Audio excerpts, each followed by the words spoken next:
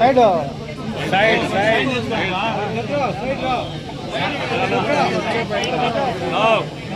వదిలేయ్యే నువ్వు వదిలే బా పడతా భద్రా మాల వదిలే అంటే మోకాల పైన కూర్చో ఈ పక్క మోకాల పైన కూర్చో భద్రా ఈ పక్క మోకాల పైన కూర్చో మాల పట్టుకో వదిలేదు మాల పట్టుకో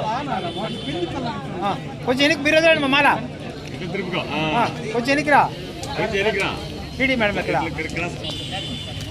సార్ చూడండి కెమెరా చూడండి సార్ బాబు సార్ చేయండి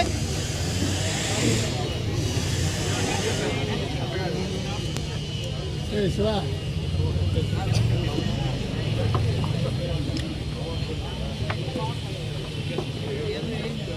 కుడి చేయండి సార్ బాబు సార్ కుడి చేయికి వేయండి. ఆఫీస్ స్టాఫ్ వారి సన్మానము వారి ఆప్యాయత వారు తెలియజేసిన తర్వాత బాబు రాజేంద్ర ప్రసాద్ గారి యొక్క వేదికలైనటువంటి bishop emeritus right reverend doctor KS Prasad Rao గారు వారి కుటుంబం ప్రత్యేకించి రేషన్ డీలర్స్ వారి యూనియన్ అదే రీతిగా ఈ మండలంలో ఉన్నటువంటి నాయకులు కోరుతున్నాను. కలెక్టరేట్ వాళ్ళు మాత్రమే డ్యూటీ అవర్స్ లో వచ్చారు కాబట్టి వాళ్ళకి సమయాభావం వల్ల వాళ్ళు సన్మానించి బయలుదేరుతారు. అన్యతా భావించకండి. మిగతా వారు మిత్రులు అభిమానులు అందరూ కూడా కూర్చోవలసిందిగా కోరుతున్నాను. మేడం పదవి మేడం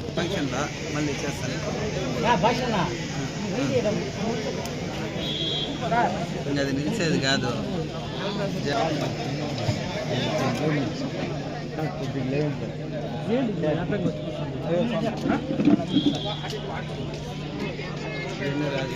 జలికి తీసుకో శివన్న శివన్న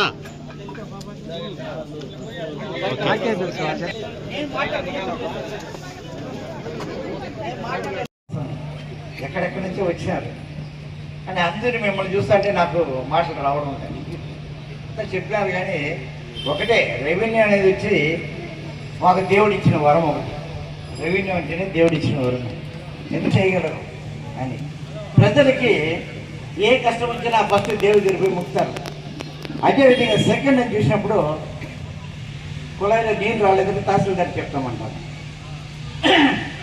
కరెంట్ లేకపోతే కూడా కరెంట్ డిపార్ట్మెంట్ తహసీల్దార్కి చెప్తామంటారు. ఏది వచ్చినా తహసీల్దార్కి చెప్తామంటే నెక్స్ట్ కనపడేది మనమే. కానీ రెవెన్యూ ఉండేవాళ్ళు కొంచెం అదృష్టవంతులు. మనకి చేయమని దేవుడు ఆజ్ఞించి మనకు పంపించారు, మనం చేయాలని.